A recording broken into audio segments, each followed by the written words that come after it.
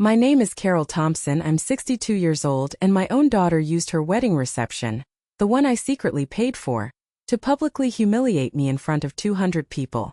Before I tell you how her husband's boss turned the tables and made her regret every single word, let me know where you're watching from in the comments. The ballroom at the Four Seasons in Austin was glittering. Crystal chandeliers dripped from the ceiling, casting a warm glow over 200 guests in their finest clothes. The air smelled of roses and expensive perfume. It was a fairy tale scene, the kind of wedding every girl dreams of, and the kind every mother dreams of giving her daughter. I'd quietly paid for half of this fairy tale, a little secret between me and my bank account, funded by a success my daughter knew nothing about. I watched her from my seat at the front table. My daughter, Jessica. She looked radiant, an angel in a sea of white lace and silk. Her new husband, Mark, beamed beside her. He was a rising star at a local tech company, Innovatech Solutions, and most of his colleagues, including his CEO, were here tonight. This was supposed to be the happiest day of her life. Of our lives.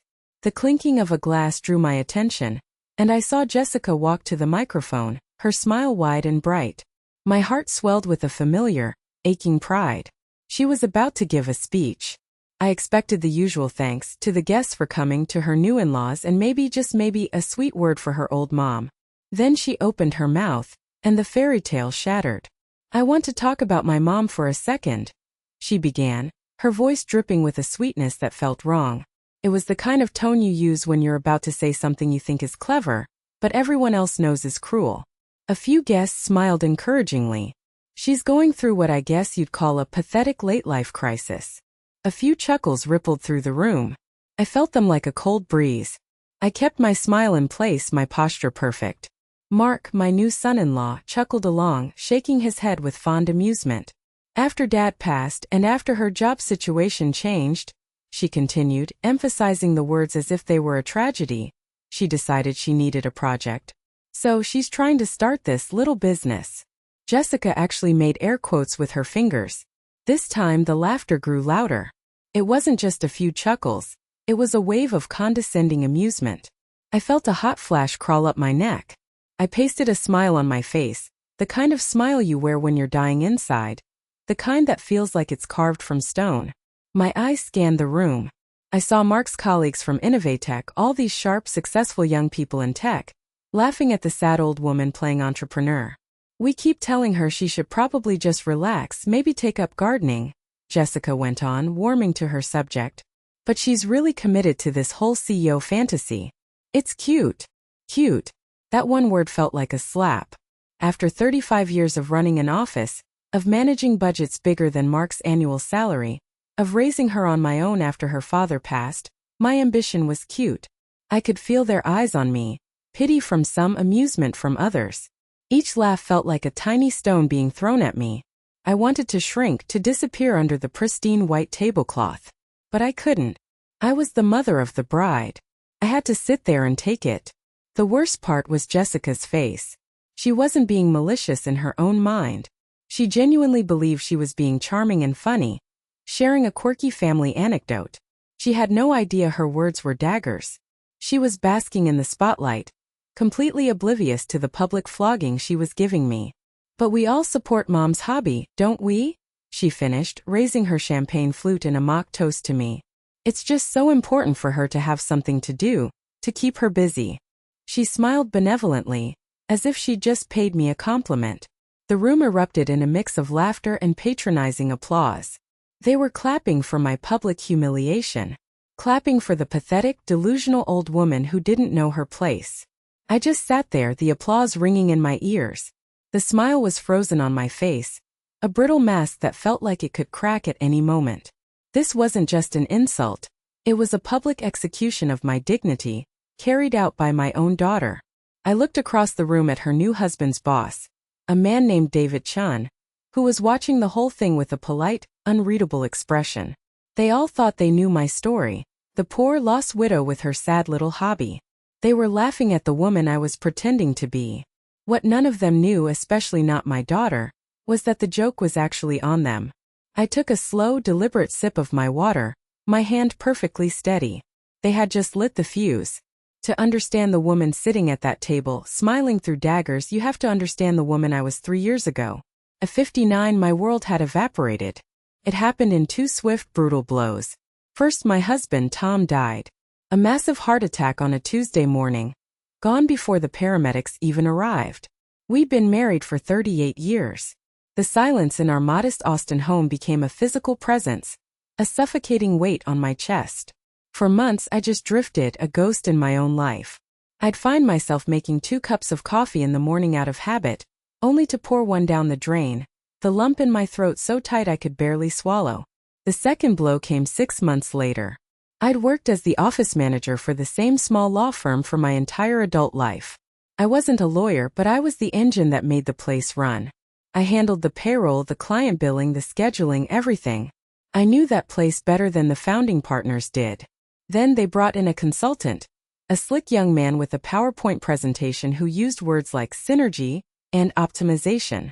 A week later, I was called into a conference room. They told me they were restructuring. It was a cold, clinical word for what it really was.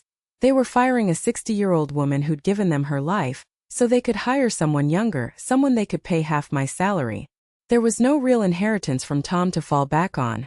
Most of our savings had been wiped out by a few bad investments he'd made years ago, a fact I'd kept to myself. The severance package they gave me was an insult. I was untethered. No husband, no job, no purpose.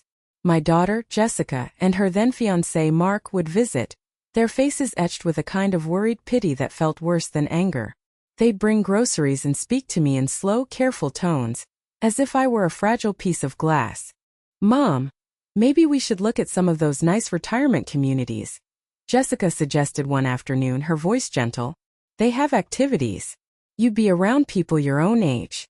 You wouldn't have to worry about the house." Mark chimed in, ever the practical one.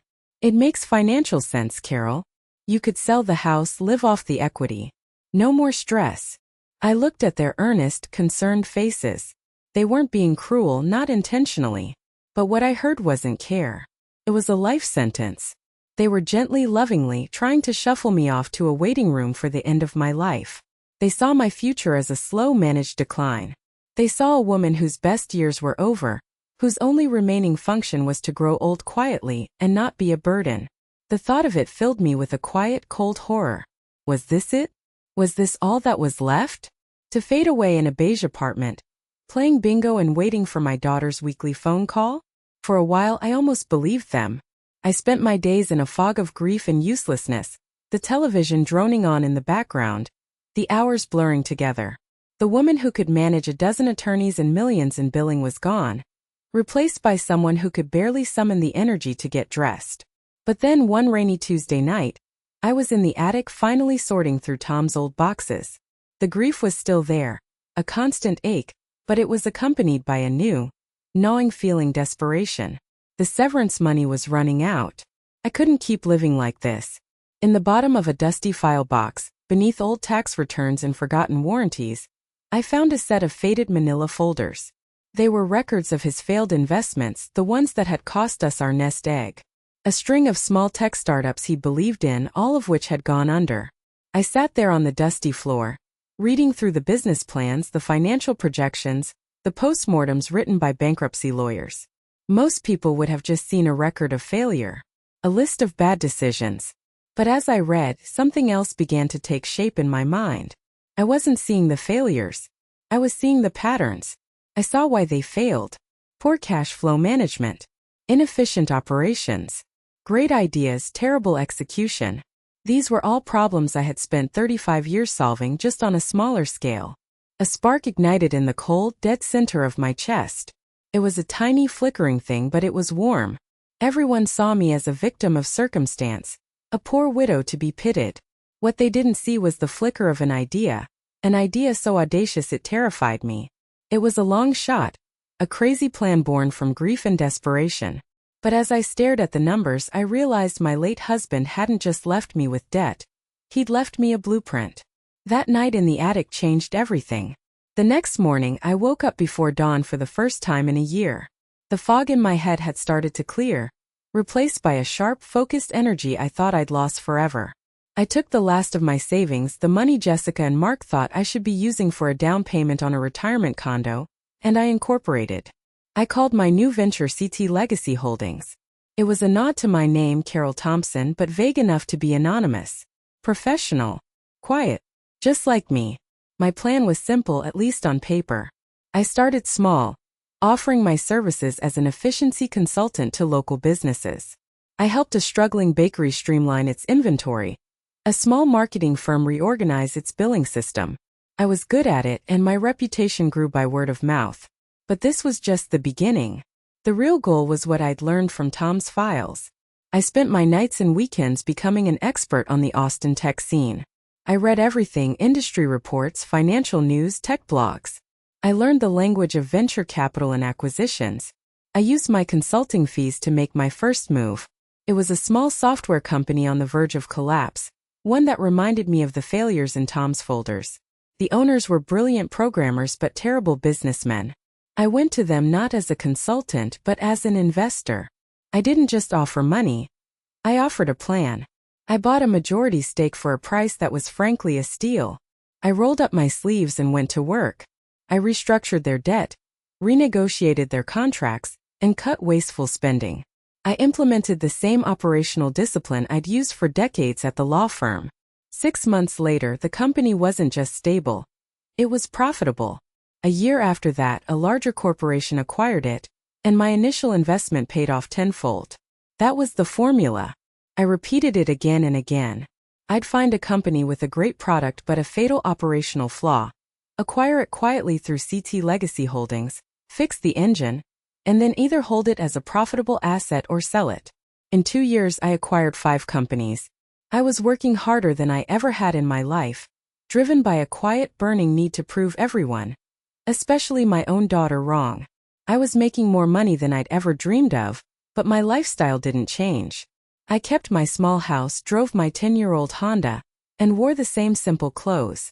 My success was my secret, a private victory that I savored alone. Whenever I tried to share a hint of it with Jessica, it was like talking to a brick wall. "I signed a new client today, honey," I'd say over the phone, excitement in my voice. "Oh, that's nice, Mom," she'd reply, her tone distracted. "That's great. So, did you see that new show on Netflix?" The subject was always changed. My work was dismissed as my little project. Mark was even worse. He tried to mansplain basic business concepts to me. "Now, Carol," he'd say in a patient voice, "the key to any small business is managing your cash flow. You have to watch every penny." I'd just nod and smile, thinking about the multi-million-dollar acquisition deal I'd closed that morning. Their condescension was infuriating, but it was their deliberate blindness that hurt the most. Then came the laptop incident. It was about 3 months before the wedding.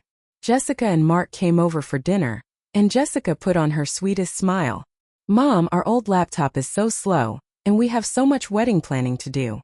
Could we possibly borrow yours for a week or two, just to get the guest list finalized?" I hesitated for a second. My work laptop was my fortress, filled with confidential financial data. But this was my old personal laptop, mostly used for email and browsing. What could be the harm? "Of course, honey," I said, and went to get it. 2 weeks later, Jessica's maid of honor, Amanda, came over to my house to drop off some fabric swatches.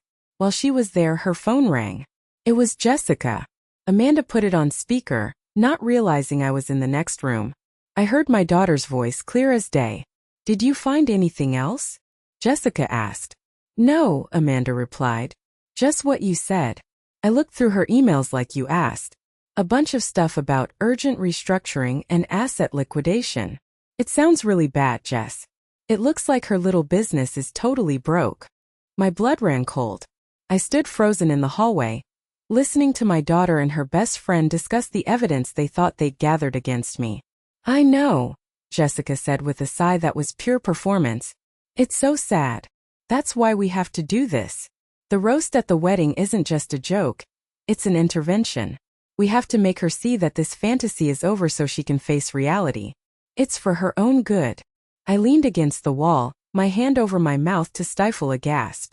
They had gone through my private emails.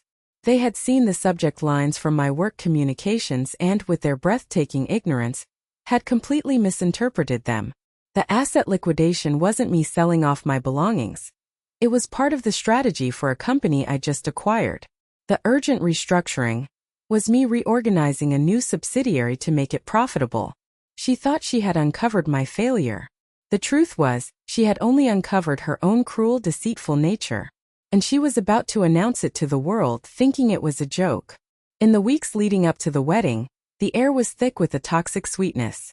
Every phone call from Jessica was filled with fake concern. "How are you holding up, Mom? Are you getting enough rest? Don't stress too much about your projects." Each word was a little pat on the head, a little reminder of what she thought was my fragile state. The most painful conversation happened when we met to discuss the final arrangements with the wedding planner. We were sitting in a chic little cafe, surrounded by binders of flowers and seating charts. Jessica took a sip of her latte and looked at me, her expression a careful mask of sympathy. "Mom," she said, leaning forward and lowering her voice, "we need to talk about the wedding. Specifically about Mark's colleagues." I steeled myself. "Okay. A lot of them are going to be there. Important people from Innovatech. His boss David Chun is coming. These are serious, high-powered people in the tech world." She paused, choosing her words carefully. "So, when they ask you what you do, I think it would be best if you just didn't get into the whole business thing." I felt a familiar knot of ice form in my stomach. "What should I say, Jessica?" "Just say you're retired," she said with a dismissive wave of her hand. "It's simpler. It's dignified. We don't want to, embarrass anyone by talking about ventures that are still getting on their feet." The insult was so profound, so layered with her misguided pity, that I almost laughed. Say I'm retired. Erase the hardest, most successful years of my life to protect her from a phantom embarrassment. I wanted to stand up, to flip the table over, to scream at her that my venture could buy and sell her husband's entire department. But I didn't. I looked at my daughter's beautiful, clueless face and I saw the trap. If I fought her, I would be the difficult, delusional mother she already thought I was. The only way to win was to play her game. "You're right, honey," I said, my voice as smooth as glass. "Whatever makes you comfortable. It's your day." Her relief was palpable. "Oh, thank you, Mom. I knew you'd understand." She squeezed my hand, a gesture of patronizing affection. The charade continued. A few days later, Mark called me. His tone was somber, as if he were about to deliver bad news. "Carol," he said, "Jess and I have been talking. We know things have been tough for you financially since, well, "I'm fine, Mark," I said, my voice dangerously calm. Of course," he said quickly. "But we don't want you to feel any pressure. About the wedding contribution. If you can't manage it, we completely understand. We can handle it." It wasn't an act of generosity. It was an interrogation. He was probing, trying to confirm his and Jessica's theory that I was broke. He wanted to hear me admit defeat. The urge to tell him that my contribution was a fraction of what my portfolio earned in a single quarter was almost overwhelming. Instead, I gave a weary sigh. "That's very sweet of you to offer, Mark, but I've got it covered. It's important for me to do this for my daughter." "Well, if you're sure," he said, unable to hide the note of surprise in his voice. He had expected me to fold. Looking back, I see all the red flags.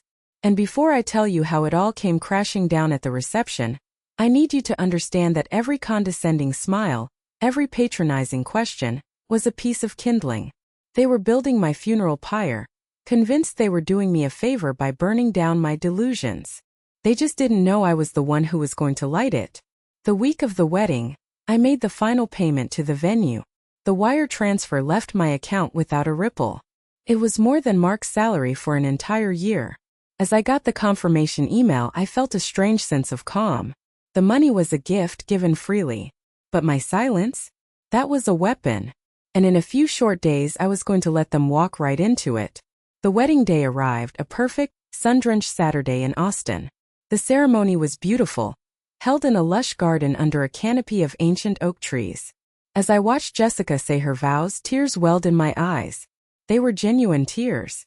For a fleeting moment, all the bitterness melted away, and I just saw my little girl, grown up and starting a new life. I loved her. That was the complicated, painful truth of it. I loved the daughter who was about to betray me so publicly. The reception began, and the mask slipped back into place. I mingled, smiling and accepting compliments on how beautiful my daughter looked. "You must be so proud," people would say. And I'd nod and reply, "More than you know." During the cocktail hour, I found myself standing near a small group of Mark's colleagues from Innovatech. They were all young, ambitious men in sharp suits, talking shop over glasses of champagne. I kept my distance, content to be the invisible mother of the bride, just as Jessica had requested. "The big news is the CT Legacy acquisition of Apex Dynamics," one of them said. "Came out of nowhere. No one even knew Apex was in play." I nearly choked on my sparkling water. The Apex Dynamics deal had been my life for the past 4 months.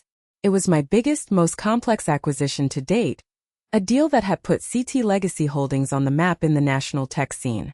"I heard the owner of CT Legacy is some kind of ghost," another one added.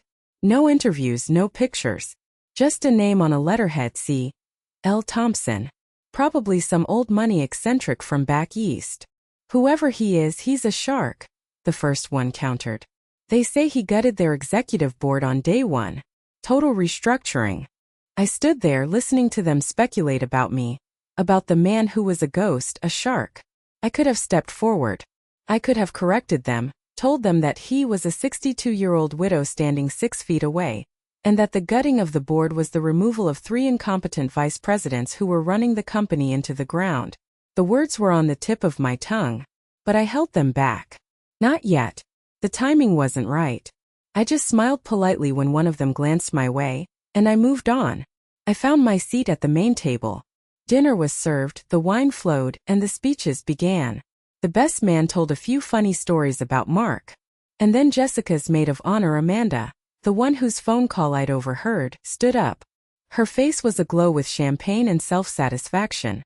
She was Jessica's co-conspirator, the one who had confirmed my failure. She started with the usual pleasantries, gushing about her friendship with Jessica. "Jess is the most loyal, caring person I know," Amanda said, beaming at my daughter. "She loves her family so fiercely. Especially her mom, Carol." She turned her smile on me. It was wide and predatory. "Carol has been on such an adventure lately," she said, her voice laced with meaning. The guests chuckled, sensing a roast was coming. My stomach tightened. I knew this was the opening act for Jessica's main event. I thought I was prepared for what was coming. I was wrong. It was so much worse than I could have imagined. Amanda held the microphone like a weapon. "Carol is truly an inspiration," she continued, her voice dripping with fake admiration. "At an age when most people are thinking about their 401k and planning cruises, Carol decided to become an entrepreneur. Can we get a round of applause for that?" A polite, slightly confused applause rippled through the room. It felt like they were clapping for a child who had just finished a clumsy piano recital. "Now Jessica has been worried, of course," Amanda went on, shifting into a more serious, concerned tone. "Because she loves her mom so much. We all know the business world is tough, and Jess has seen some documents. She told me about emails mentioning liquidation and restructuring." My breath caught in my throat. She was actually using the information they had stolen from me. This wasn't just a roast. It was a premeditated character assassination based on their own ignorance. "We all just want Carol to know," Amanda finished, her voice now oozing with pity, "that it's okay if things don't work out. It's the effort that counts. And we'll all be here for you when you're ready to, move on to a more relaxing hobby.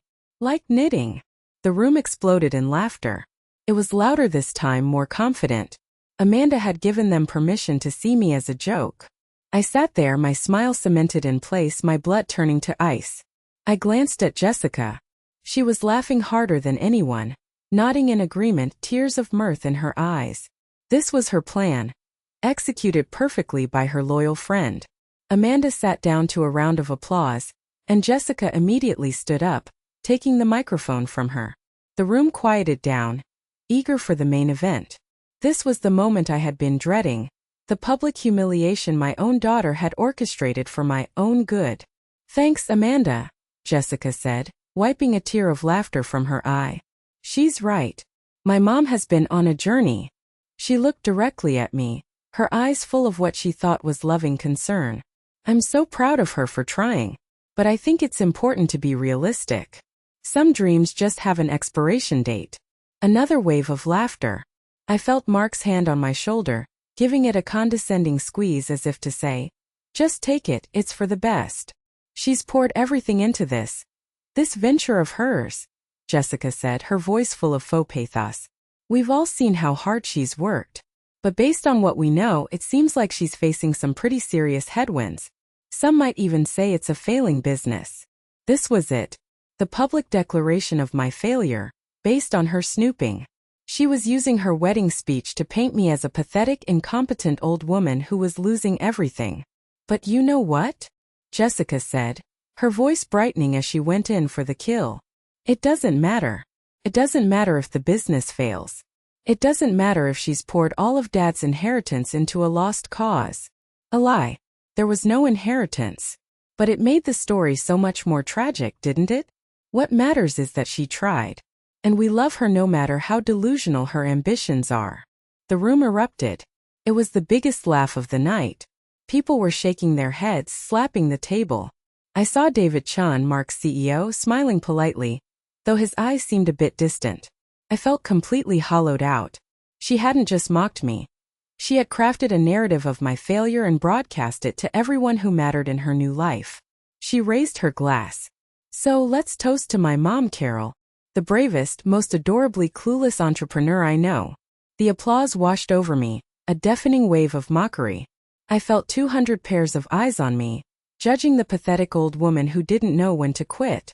It was in that moment at the absolute bottom that I saw him getting up from his table and walking towards me. David Chen. Theo. And the expression on his face wasn't pity. It was something else entirely. As the applause died down, a steady stream of guests began to approach our table. They came with smiles of pity and words that felt like sandpaper on my raw nerves. Good for you for putting yourself out there, one of Mark's aunts said, patting my hand as if I were a child. It's so important to have a passion. An older gentleman, a friend of Mark's father, leaned in conspiratorially. Don't you worry about what they say, he whispered. My wife started a little Etsy shop selling knitted hats. Keeps her busy. I just nodded and smiled, my face aching from the effort. Each comment was a fresh layer of humiliation. They were all so certain of the story Jessica had told them. The story of my sad little failure. My son-in-law Mark was basking in it. He accepted the sympathetic looks on my behalf, shaking his head as if to say, yes, it's a tough situation, but we're handling it. He was the hero, the supportive son-in-law managing his delusional mother-in-law. I was planning my escape. I'd wait until they cut the cake, then plead a headache and slip out the back door. I just had to endure another hour. And then I saw him approaching. David Chen. He was the one person in the room I had hoped to avoid. He was Mark's boss, the CEO of Innovatech Solutions. He was polite, impeccably dressed, and had an air of quiet authority. He navigated the crowded room with an effortless grace and stopped directly in front of me. Mark immediately puffed out his chest, thrilled to have his boss at our table. Mr. Chun. So glad you could make it, Mark said, a little too loudly. Mark, David Chun said with a nod. He then turned his full attention to me. His eyes were dark and intelligent, and they held none of the pity I'd seen in everyone else's. Mrs. Thompson, I don't believe we've been properly introduced. I'm David Chun. Carol, please, I said, my voice steady. It's a pleasure to meet you. Mark tells me you've recently started your own business, he said, his tone perfectly neutral. It was a test. Yes, that's right, I replied, choosing my words with surgical precision. That's wonderful, he said. It takes a lot of courage to strike out on your own. What field are you in? This was it. The moment of truth. I could give him the sanitized, Jessica-approved answer. Oh, just a little consulting here and there. I could let him believe the lie. But after the public flogging I had just endured, the taste of submission was bitter in my mouth. I was done being small. I looked him straight in the eye. I'm in operational logistics and strategic acquisitions, I said, a flicker of surprise in his eyes. He had expected Etsy shop or home baking. Really? That's quite a specialized field. For local businesses, I presume. Sometimes, I said, allowing myself a small, tight smile. But my primary focus is the tech sector. Now his eyebrows went up. The polite corporate mask slipped for a fraction of a second. The tech sector in Austin was his entire world. Is that so? He said, his interest clearly piqued. Any particular niche? I specialize in identifying promising mid-sized tech firms that are underperforming due to operational inefficiencies. I explained, my voice low and clear. I acquire them, restructure their internal systems, and optimize them for growth or resale. He was listening intently now. This was a language he understood. This wasn't the talk of a hobbyist. That's a very aggressive model, he noted. There's a lot of risk. There's more risk in letting potential go to waste, I countered. He studied my face for a long moment, a new respect dawning in his eyes. Mark was looking back and forth between us, a confused expression on his face. This conversation wasn't going according to the script. I wasn't supposed to sound competent. Have you worked with any companies I might know? David Chen asked the crucial question. It's possible, I replied. I paused, letting the silence hang in the air for a beat. Then I delivered the line I had been holding back all night. My firm is called CT Legacy Holdings. The name just hung there in the air between us. CT Legacy Holdings. To Mark and Jessica, it was just a meaningless, slightly pretentious name I'd made up for my hobby. To David Chen, it was a lightning bolt. I watched his face. It was a fascinating thing to observe.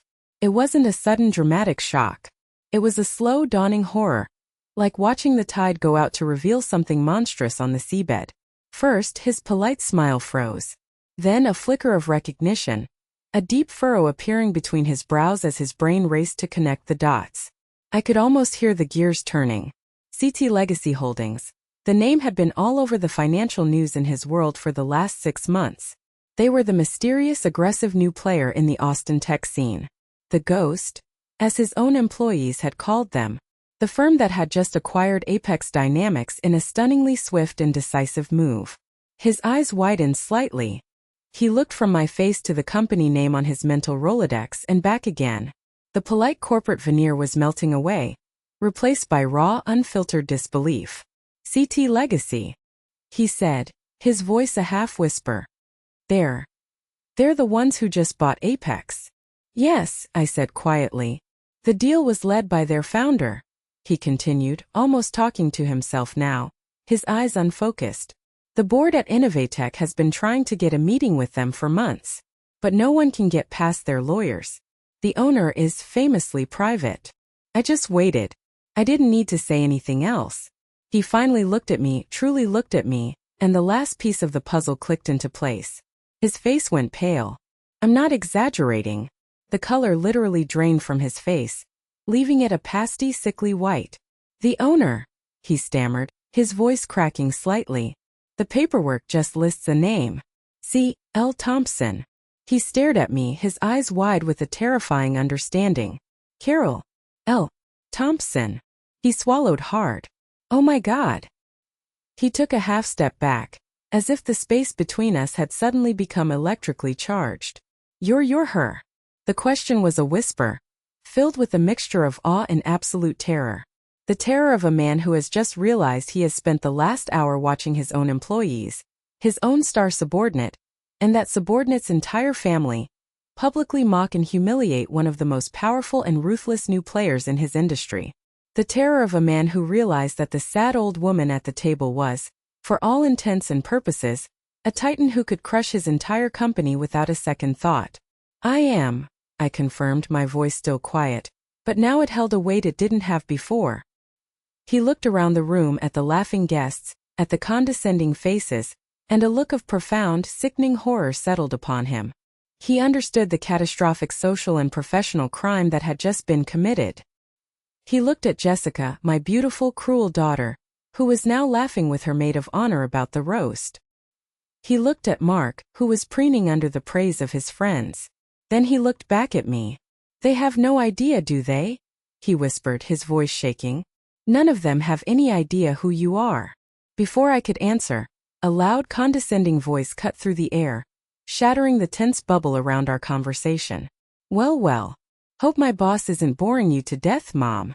It was Mark.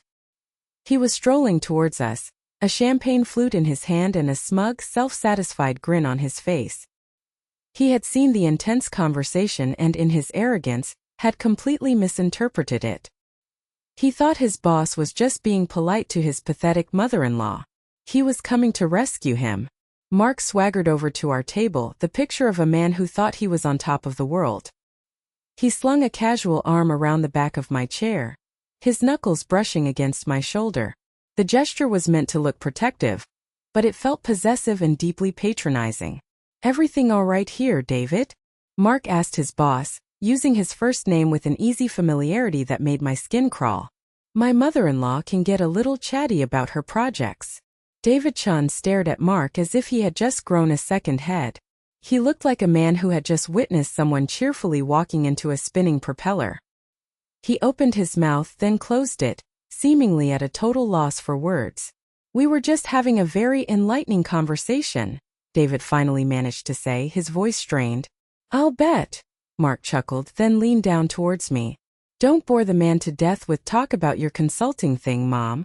He deals with real companies all day. He winked at David Chun, as if they were sharing an inside joke. You know how it is when they're just starting out. You gotta encourage the effort, right? David Chun's face was a mask of sheer horror. He looked at me, his eyes pleading. He was desperately trying to send a message to his clueless subordinate without saying a word. Stop talking. For the love of God, stop talking right now. But Mark was on a roll. He was performing for his CEO, showing him what a good supportive family man he was, how well he managed his difficult, delusional mother-in-law. Mark, David said, his voice low and tight with warning, I think you should show your mother-in-law a great deal more respect. Mark completely misread the tone. He thought his boss was just being politically correct, sticking up for the old lady. Oh, of course, Mark said with a magnanimous wave of his hand. We all respect her. We respect her efforts tremendously. She takes her little projects so seriously. It's really cute. That was the word again. Cute. The word that had been a slap earlier now felt like a punch to the gut. David Chun physically recoiled. It was a small movement, but I saw it. He looked like he had been slapped himself. He could no longer stand by. He had a professional and, I suspect, a moral obligation to stop the train wreck that was happening in front of him. Mark, David said, and this time his voice had lost all its warmth. It was flat and cold as steel. You don't understand. Understand what? Mark asked, his smile finally faltering. He was starting to sense that something was wrong. The vibe had shifted. Your mother-in-law's project is not cute, David said, biting off each word. And it's not little. Mark was just confused now. What are you talking about? It's just some small-time consulting thing she does to keep busy. This was the final straw. This was the moment of ultimate condescension, spoken by a man who had no idea he was insulting the person who held his entire career in the palm of her hand. David Chun seemed to come to a decision. The horror on his face was replaced by a look of cold, hard resolve. This had gone too far. The public humiliation required a public correction. He looked at me one last time, a silent question in his eyes. He was asking for permission to drop the bomb. I held his gaze, my face unreadable. Then I gave him the slightest, almost imperceptible nod. His jaw tightened. Excuse me, he said to Mark, his voice suddenly loud enough to cut through the nearby chatter. And he started walking towards the stage, towards the microphone that my daughter had used to destroy me just 10 minutes earlier. The DJ had just started playing a soft jazz number when David Chun reached the small stage. He held up a hand and the DJ, seeing the CEO of the groom's company, immediately cut the music. A ripple of confusion went through the room. Conversations faltered. 200 pairs of eyes turned towards the stage. Jessica and Mark looked utterly bewildered. Jessica leaned over and whispered something to Mark, probably wondering why his boss was hijacking her wedding reception. I just sat there, my hands folded calmly in my lap, and waited. The show was about to begin. David tapped the microphone. The sharp sound echoed through the now silent ballroom. Good evening, everyone. he began, his voice calm, steady, and amplified to fill every corner of the room. My apologies for the interruption. My name is David Chun, and I have the privilege of being Mark's CEO at Innovatech Solutions. He paused, letting everyone register who he was. I feel compelled to say something, he continued, his eyes scanning the crowd before they landed on me. I've just had a conversation that has put this entire evening into a new perspective. And I believe I, and many of us in this room, owe someone here a profound apology. The silence was now absolute. You could have heard a pin drop on the thick carpet. Jessica was staring at him, her brow furrowed in confusion. We've all had a bit of a laugh tonight at the expense of the bride's mother, Carol Thompson. He let that hang in the air. A few people shifted uncomfortably in their seats. We've listened to speeches that have painted her as a well-meaning but slightly delusional woman, pursuing a cute little hobby in her later years. He let the words cute and hobby drip with sarcasm. My daughter's face was starting to pale. I am standing here tonight to correct the record, David said, his voice gaining strength and authority. Because what we've all engaged in tonight is not just a harmless joke. It is a staggering display of ignorance. Gasps rippled through the room. This was no longer a polite speech. This was a public indictment. Carol Thompson's hobby is a private equity firm called CT Legacy Holdings. He paused again, letting the name sink in. I saw looks of recognition on the faces of the tech employees in the room. For those of you not in our industry, let me be clear. CT Legacy Holdings is not a little business. In the last 18 months, it has become one of the most aggressive and successful acquisition firms in the Texas tech sector. This delusional woman has built a portfolio that is currently valued at over $50 million. The sound that went through the room was a collective, sharp intake of breath. Someone near the back dropped a champagne flute, and the smash echoed in the deafening silence. But David Chun wasn't finished. He was going for the kill. Furthermore, he said, his voice ringing with power, many of you here tonight should know this name very well, because CT Legacy Holdings' most recent acquisition, a company they now own outright, is a company called Innovatech Solutions. All hell broke loose. It was a controlled chaos of whispers and shocked exclamations. I watched the faces of Mark's colleagues. Their jaws were on the floor. Their smug smiles had been wiped away, replaced by looks of pure, unadulterated terror. They were frantically replaying every condescending joke, every patronizing smile they had given me all night. So, to be perfectly clear, David Chun concluded, his eyes locking onto Mark, who looked like he had been turned to stone. The woman you have all been laughing at tonight is not just the mother of the bride. She is my boss. She is Mark's boss. And for about a third of the people in this room, she is the ultimate owner of the company that signs your paychecks. He placed the microphone back on its stand. The silence that followed was heavier and more profound than any I have ever experienced. Then I heard a small strangled sound from beside me. It was Jessica. Her face was chalk white, her eyes wide with a horror so complete it was almost comical. Her mouth opened but no sound came out. She just stared at me, as if she was seeing a complete stranger. "Mom," she finally whispered, her voice barely audible over the stunned silence of the room. Is it true?" All eyes, every single person in that room turned to me. David Chun's gaze met mine from the stage. He gave me a slight nod. The microphone was retrieved and offered to me. It was my turn to speak. My hand was perfectly steady as I took the microphone. The weight of it felt solid, real. 200 people were staring at me, their expressions a mixture of shock, awe, and for many sheer terror. I stood up, my movements slow and deliberate. I looked at my daughter, Jessica. Her face was a mess of confusion and dawning horror. Her fairy tale wedding had just turned into her worst nightmare. "Yes, honey," I said into the microphone, my voice clear and calm, carrying to every corner of the silent room. "It's all true." The room erupted in a fresh wave of frantic whispers. I held up a hand and they fell silent again. They were hanging on my every word now. "I know this is a surprise to most of you," I continued, my gaze sweeping across the stunned faces. "Especially to my own family.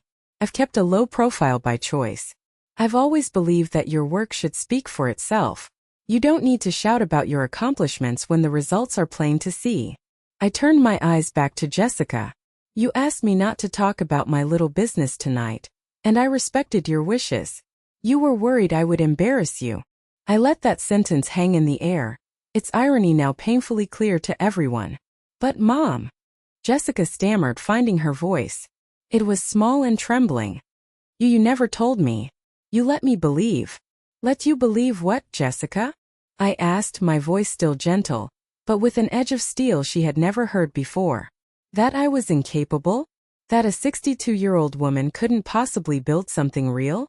I tried to tell you. I tried to share my successes with you many times. But every time I did, you changed the subject, or you patted me on the head and called it my hobby. You weren't interested in my reality. You had already written your own story for me. The story of the sad, aging widow. The color drained completely from her face. She knew I was right. And just to be clear, I added, my voice dropping slightly, your speech wasn't just a mistake, honey. It was a calculated cruelty. You didn't just think my business was failing. You thought you had proof. Jessica's eyes went wide. She knew what was coming. You went through my private emails on my personal laptop, I said, my voice quiet but carrying the weight of a judge's sentence. You stole my information, you misinterpreted it with stunning arrogance, and you used it to try and humiliate me in front of everyone you know. You didn't do it for my own good. You did it to make yourself feel superior. A collective gasp went through the room. This was a new shocking twist. The story had just gone from ignorance to malicious, premeditated deceit. Jessica looked like she had been physically struck. Mark looked like he was going to be sick. I put the microphone down. I had said everything that needed to be said publicly. For the rest of the evening, the atmosphere was electric. People who had avoided me all night now flocked to my table, falling all over themselves to apologize, to congratulate me, to introduce themselves. It was nauseating but also grimly satisfying. I was no longer Carol, the pitiful mother. I was Ms. Thompson, the powerhouse. Later, as the party was winding down, Jessica approached me. Her eyes were red-rimmed, her makeup smudged. The fairy tale bride was gone, replaced by a broken young woman. Mom, she started, her voice choked with tears. I am so sorry. I don't know what to say. I know you don't, I said calmly. I didn't offer her a hug. I didn't wipe away her tears. I was horrible. I was a monster, she sobbed. Can we just go back to how things were? I looked at my daughter, at the child I loved more than life itself, and I knew that for both our sakes, the answer had to be no. The way things were wasn't working, Jessica, I said, my voice firm but not unkind. We have a lot to talk about, a lot to fix, but not tonight. And it will have to be with a professional, a family therapist, because this is broken. You broke it. She looked at me, expecting a hug, expecting the easy absolution a mother always gives. I gave her neither. For the first time in her life, she was seeing me not as just her mother, but as a woman she had profoundly wronged. The wedding was over. The real work was just beginning. 6 months have passed since that catastrophic, clarifying night. The world didn't stop turning, but the axis of our family shifted permanently. Mark, my son-in-law, is a changed man. He calls me Ms. Thompson now, even at family dinners. He speaks to me with a level of deference that borders on terror. He brings me detailed reports on his department's performance, asking for my input with the desperate air of a man pleading for his job. He recently mentioned wanting a promotion, and I just gave him a long, silent look until he started stammering and changed the subject. His respect isn't genuine. It's born of fear. But for now it's a start. Funny how a little thing like owning the company that holds his mortgage can change a man's perspective. My relationship with Jessica is a much more complicated work in progress. She was right about one thing that night. What we had was broken. So we're trying to fix it. Every Tuesday afternoon, we sit in a therapist's office. It's hard, painful work. There are sessions filled with tears, anger, and brutal honesty. I've had to learn to be more than just her mother. I've had to be a woman who demands respect. And she's had to learn to see me as more than just a maternal figure. She's learning to see me as a person, with my own ambitions, successes, and a life that doesn't revolve around her. We're rebuilding brick by painful brick. Some days I have hope. Some days I'm not so sure. The business CT Legacy Holdings has thrived. The story of what happened at the wedding, oddly enough, leaked into the business world. It became a piece of local Austin folklore. The quiet, unassuming widow who was actually a corporate shark. It turned out to be the best marketing I never paid for. Deals got easier. Competitors took me more seriously. David Chun has become my most trusted chief operating officer, and our professional relationship is built on a foundation of mutual respect and a fantastic story we can laugh about over drinks. Sometimes, late at night in my office, surrounded by financial reports and acquisition plans, I think about that woman who sat at the wedding reception, smiling through the pain. Feels like a lifetime ago. I'm no longer that woman. I'm not just a mother or a widow or a former office manager. I am the architect of my own life. I am the CEO of my own legacy. I learned the hardest and most valuable lesson of my life at 62 years old. Your worth is not determined by what other people think you are capable of. It's not defined by your age, your gender, or the role your family expects you to play. Your worth is something you build, day by day, decision by decision, in the quiet moments when no one is watching. And you should never ever let anyone, not even the people you love most, make you feel small for dreaming big. Thank you for listening to my story. It wasn't easy to share, but I feel it's an important one. I have a question for you all, and I'd be grateful if you'd share your thoughts in the comments. Have you ever been underestimated or put in a box by the very people who should have been your biggest supporters? How did you find the strength to prove them wrong? If my story resonated with you, please give this video a like and subscribe to the channel for more stories about finding your power when you least expect it. You are never too old, and it is never too late to become the person you were always meant to be.